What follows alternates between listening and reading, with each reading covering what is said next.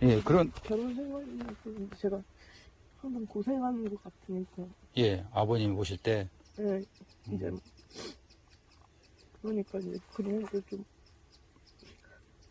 걱정하시는 게 항상 하셨던 말씀이거든요, 그게. 예.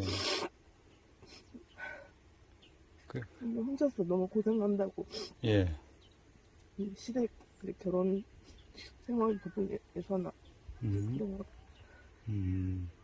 그렇죠. 이게 이 돌아가신 분이 아무 이유 없이 꿈에 나타날 수가 없어요. 이게 제일 좋은 거는 어머니처럼 돌아가셔서도 자식들이나 누구 일가 친척에 꿈에 나타나지 않는 거예요.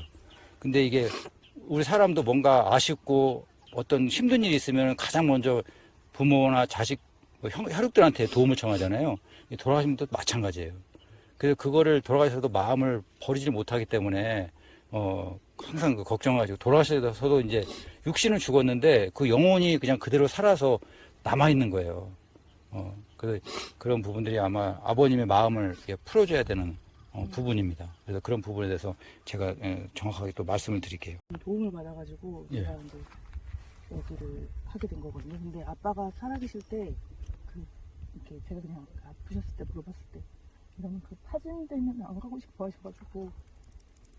그러니까 이렇게 세 곳이었거든. 지금 산소를 감정을 해보니까 이 아버님이 쉽게 얘기하면은 옛날 어른들 말대로 얘기하자면 구천을 떠들고 있다고 하죠.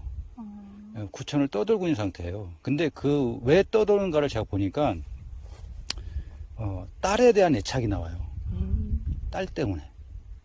그래서 딸에 대한 뭘 걱정을 하고 막 마음에서 못 놓는지 모르시겠는데 그것 때문에 못 떠나고 계시고요. 또 하나는 이제 이렇게 못 떠나는 분이 못 떠나고 있는 상태에서 만약에 이분을 이렇게 돌아가실 때 이제 묘를 썼잖아요.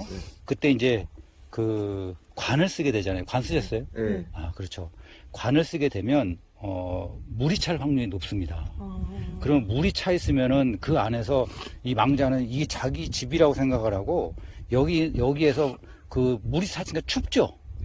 추워요. 물속에 있기 때문에. 그래서 옷도 막 젖어 있는 것처럼 나타나고 어떤 분들은 이제 춥다고 나타나는 경우도 있지만은 뭐 다양한 꿈의 내용들인데, 어떤 분들은 뭐 옛날에 아버지가 살던 집에 아버지가 어머니가 계시는데 이 지붕에서 물이 떨어지는 거예요. 그래도 우산을 쓰고 있는 꿈들, 또 밑에 종기를 두고 이렇게 물을 받치고 있는 꿈들, 또 뭐 앞에 아버지 산소에 갔더니 꿈에 수도꼭지가 달렸는데 수도꼭지를 트니까 막 물이 막 확 쏟아 나오는 꿈들, 이런 꿈들은 돌아가신 분들이 물 속에 있는 꿈을 예시하는 겁니다.